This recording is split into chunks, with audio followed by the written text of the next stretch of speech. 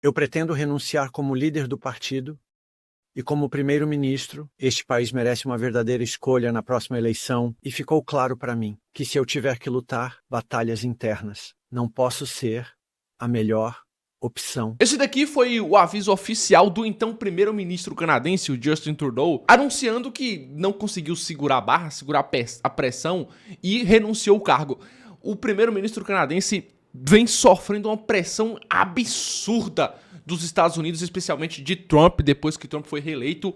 O Trump está anunciando várias novas futuras tarifas para o Canadá que depende absurdamente da economia americana. Trump já falou até que o Canadá nem deveria mais ser um país, que o Canadá deveria ser um estado dos Estados Unidos. Ó que doideira. Ou seja, o Trump meio que tá falando aqui que o Canadá já deveria ter sido anexado. Nessa nova gestão aqui, o Trump já entrou falando que os Estados Unidos não vão mais aceitar acordos que beneficiam mais os outros países do que os Estados Unidos, como o Canadá, por exemplo. Os Estados Unidos compram muita coisa do Canadá, muita energia, sem necessariamente precisar muito disso. Os Estados Unidos sozinho são o maior parceiro comercial do Canadá. Tipo assim, os Estados Unidos de um lado e todos os outros países ainda conseguem ser menor do que só a relação que os Estados Unidos têm com o Canadá. Ou seja, o Canadá de fato tem tipo assim, uma dependência em nível estratosférico da economia americana. E muito desses produtos que os Estados Unidos compram, não necessariamente os Estados Unidos precisam disso. E agora o poste começou a mijar no cachorro porque a economia americana tá precisando dar uma alavancada ali para os Estados Unidos não perderem a sua posição de influência na geopolítica, e Trump começou já com umas jogadas arriscadas, umas jogadas duras, que envolve o Canadá, envolve seus vizinhos, e os Estados Unidos estão colocando uma pressão absurda sobre o Canadá para defender os seus próprios interesses, os interesses americanos, e Justin Trudeau não aguentou a pressão tanto externa quanto a pressão interna dos canadenses, e aí agora ele anunciou sua renúncia e você vai ver aqui o discurso completo dele falando, a justificativa, muita coisa bonitinha, mas dá para extrair de fato a essência ali. Então acompanhe esse vídeo completo e agora chegou o melhor momento para você se inscrever no canal e ativar as notificações, porque quando eu enviar um vídeo assim excelente, você virá logo se informar, ficar mais bem informado e consequentemente mais inteligente. Combinado? Agora fique com o vídeo. Meus queridos canadenses, todas as manhãs eu acordava como primeiro-ministro, inspirado pela resiliência, generosidade e determinação que nos caracteriza tão bem como canadenses. É isso que me motiva todos os dias. Onde tenho o privilégio de servir nesta posição, é por isso que desde 2015 eu lutei por este país, por vocês, para fortalecer a classe média, porque nos mobilizamos como canadenses para apoiar uns aos outros durante a pandemia, para avançar na reconciliação, para defender o livre comércio em nosso continente, pelo nosso apoio inabalável à Ucrânia e à democracia, e por lutar contra as mudanças climáticas e preparar a economia para o futuro. Estamos realmente passando por um momento crítico no mundo. Meus amigos, como todos vocês sabem, eu sou um lutador. Cada osso do meu corpo sempre me disse para lutar porque me importo profundamente sobre os canadenses. Eu me importo profundamente com este país e sempre serei motivado pelo que é do melhor interesse dos canadenses. E a verdade é que, apesar dos melhores esforços para resolver isso, o parlamento esteve paralisado por meses após o que foi a sessão mais longa de um parlamento minoritário na história do Canadá. É por isso que esta manhã eu informei a governadora-geral que precisamos de uma nova sessão do parlamento. Ela atendeu a esse pedido e a Câmara agora será prorrogada até 24 de março. Durante as festas, eu também tive a chance de refletir e tive longas conversas com minha família sobre nosso futuro. Ao longo da minha carreira, qualquer sucesso que eu tenha alcançado pessoalmente foi por causa do apoio deles, com o incentivo deles. Na noite passada, no jantar, eu contei aos meus filhos minha decisão de hoje. Eu pretendo renunciar como líder do partido e como primeiro-ministro após o partido selecionar seu próximo líder por meio de um processo competitivo, robusto e nacional. Na noite passada, eu pedi ao presidente do Partido Liberal para iniciar esse processo. Este país merece uma verdadeira escolha na próxima eleição e ficou claro para mim que se eu tiver que lutar batalhas internas, não posso ser a melhor opção. Durante aquele período eleitoral, muitas discussões e debates acalorados ocorreram, influenciando significativamente o resultado final daquela eleição, e a verdade é que, apesar de todos os esforços feitos para seguir em frente, o parlamento está paralisado há meses, após o que foi a sessão mais longa de um parlamento minoritário na história do nosso país. Um novo primeiro-ministro e líder do Partido Liberal levará seus valores e ideais para essa próxima eleição. Estou animado para ver o processo desenrolar próximos meses. Fomos eleitos pela terceira vez em 2021 para fortalecer a economia pós-pandemia e avançar os interesses do Canadá em um mundo complicado. Esse é exatamente o trabalho que eu e nós continuaremos a fazer pelos canadenses. Muito obrigado, meus amigos. Obrigado, primeiro-ministro. Agora vamos para as perguntas, começando com Lawrence Martin, da Rádio Canada. Olá, senhor Trudeau. Você queria lutar contra as batalhas internas de Pierre Poilievre em seu partido por vários meses. Por que você decidiu abdicar agora? O que fez você mudar de ideia? Como você sabe, eu não sou alguém que se afasta facilmente de uma luta, especialmente em uma luta tão importante para o partido e para o país. Mas eu faço esse trabalho pelo interesse dos canadenses e pelo bem-estar do nosso país, da nossa democracia. É algo que me toca profundamente. E ficou claro que eu não posso ser o líder nas próximas eleições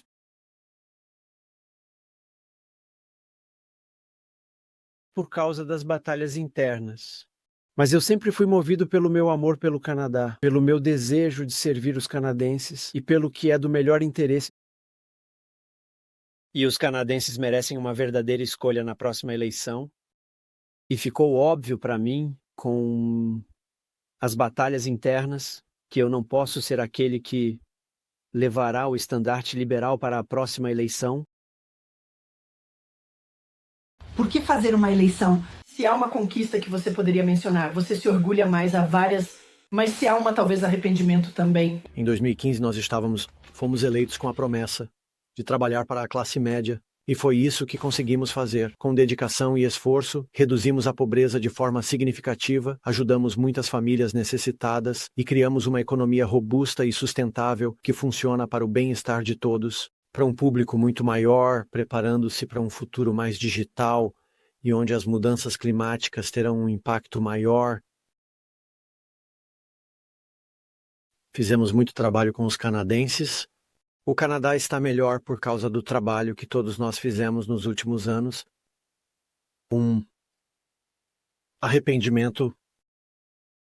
Eu ainda acho que se nosso sistema eleitoral realmente tivesse sido mudado para que as pessoas pudessem de fato colocar uma primeira, segunda ou terceira escolha na cédula, os partidos teriam passado mais tempo olhando para os pontos que tinham em comum para serem a segunda ou terceira escolha dos eleitores, em vez de ver a polarização que tivemos. Mas eu não poderia mudar unilateralmente nossa forma de pensar neste país.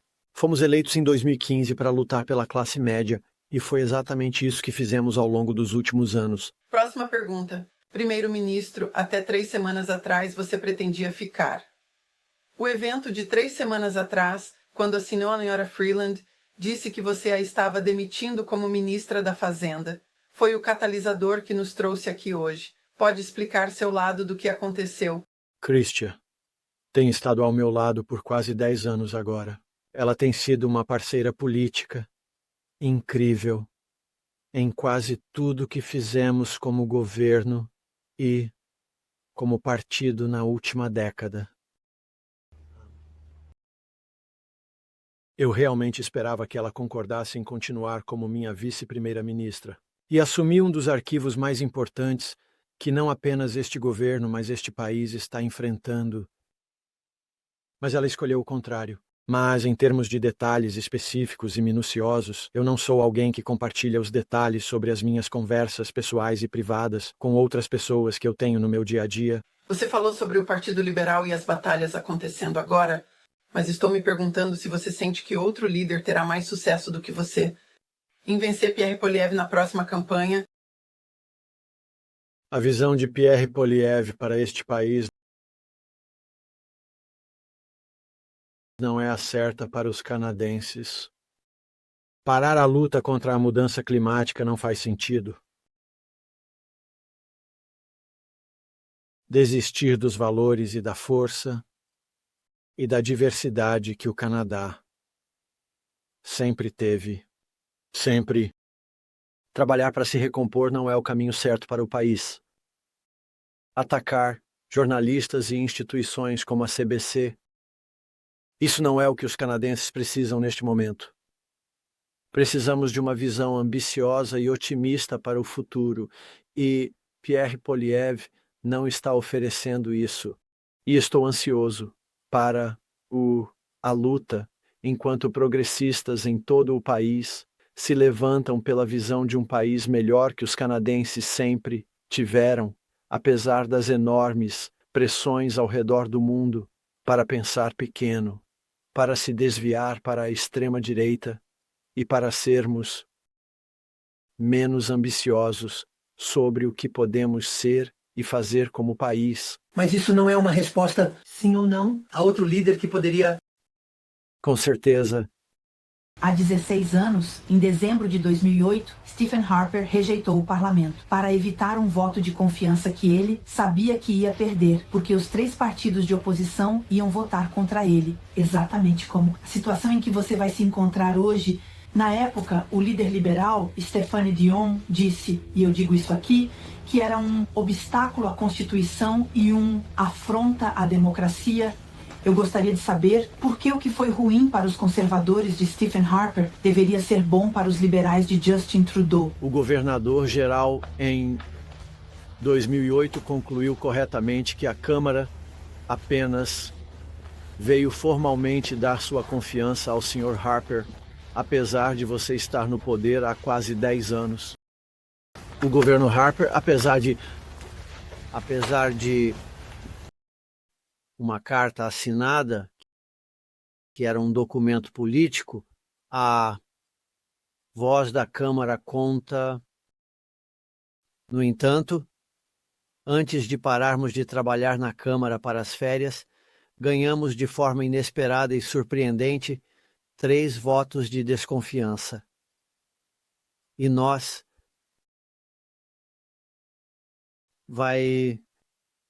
é preciso reavaliar a confiança da Câmara já em março para aprovar os elementos orçamentários necessários para fazer o governo funcionar.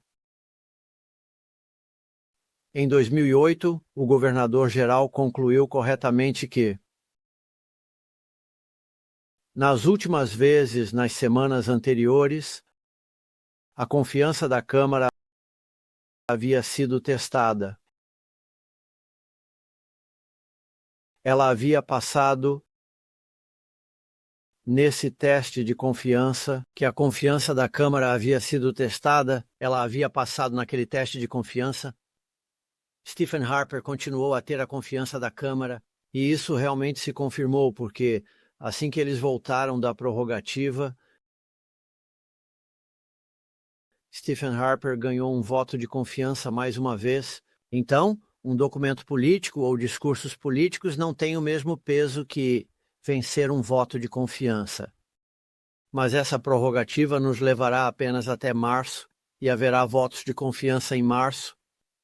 na aprovação do fornecimento, isso permitirá que o parlamento se manifeste sobre a confiança de uma maneira que está totalmente alinhada com todos os princípios da democracia. Mas com todo o respeito, senhor Trudeau, não há algo um pouco antidemocrático em suspender a possibilidade do parlamento expressar sua desconfiança enquanto seu partido busca um salvador? Não deveria, em vez disso, apenas se referir aos eleitores e iniciar uma eleição agora mesmo. Helene, eu acho que você viu muito claramente, como todos na galeria de imprensa parlamentar, até que ponto o parlamento já não funciona. Fomos pegos em uma questão de privilégios, há constantes obstruções no processo legislativo que têm impedido o progresso. E fizemos muito pouco nos últimos meses no parlamento.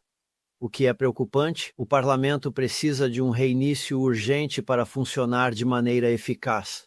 Precisa se acalmar um pouco e focar em suas responsabilidades para voltar a trabalhar para os canadenses. E não tem a ver com a pequena política constante que estamos vendo dos conservadores. Atualmente somos o governo minoritário mais antigo da história e é hora de uma reinicialização. É hora de a temperatura baixar para que as pessoas tenham um novo começo no parlamento, navegar por esses tempos complexos, tanto internamente e internacionalmente. E o reinício que temos é, na verdade, composto por duas partes. Uma, a prorrogativa, mas a outra parte é reconhecer que, ao me remover da equação como o líder que vai lutar pela próxima eleição do Partido Liberal, isso também deve diminuir o nível de polarização que estamos vendo agora na Câmara e na política canadense e permitir que as pessoas realmente se concentrem em servir os canadenses nesta Câmara e em seu trabalho da maneira que os canadenses merecem. Bom dia, primeiro-ministro Stephanie Taylor. Haverá votos de confiança em março, oposição preparada para derrubar seu governo. Que tipo de chances você acha que está deixando para seu sucessor? Dado que eles terão apenas algumas semanas para se apresentar aos canadenses antes de entrar em uma eleição, potencialmente... Eu tenho uma enorme confiança, tanto nos canadenses quanto no interesse dos parlamentares em servir os canadenses da maneira certa. Estamos em um governo minoritário agora e não houve uma liderança ativa em um governo minoritário há mais de 50 anos neste país e sempre haverá o desafio de ter uma corrida pela liderança enquanto o parlamento enfrentaria votos de confiança no decorrer da entrega de suprimentos ao governo. Então, isso é algo que vamos definitivamente navegar, mas eu realmente sinto que remover a contenda em torno da minha própria liderança contínua é uma oportunidade clara e definitivamente para diminuir a tensão. Ter um governo que se concentrará nas questões complexas que estão surgindo nos próximos meses, enquanto o partido tem um processo nacional completo. Isso envolve pessoas de todo o país e faz uma determinação sobre a melhor pessoa para levar o padrão progressista e liberal para a próxima eleição. Você pode esclarecer se os ministros que gostariam de fazer campanha para o seu cargo terão que sair do gabinete? E como pode o governo liberal estar em uma posição para proteger as empresas canadenses e os canadenses da ameaça de tarifas do novo presidente Donald Trump, quando os membros do governo vão se concentrar em quem vai assumir o seu cargo? O governo ainda estará, e o gabinete ainda estará muito focado em fazer o trabalho que os canadenses nos elegeram para fazer em 2021, que é lutar pelos seus interesses, defender seu bem-estar e garantir que eles estejam bem e que os canadenses estejam protegidos e fortes.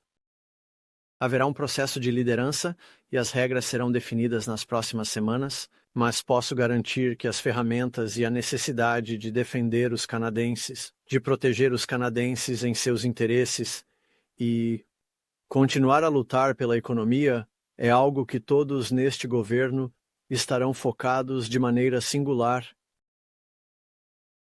Gostaria de enfatizar que as regras e as condições da liderança do Partido Liberal serão discutidas nas próximas semanas, mas o governo que foi eleito para proteger os canadenses e seus interesses em um mundo muito complexo. Obrigado, conclui coletiva de imprensa hoje. Obrigado a todos. Obrigado por estarem aqui em um dia lindo em Ottawa.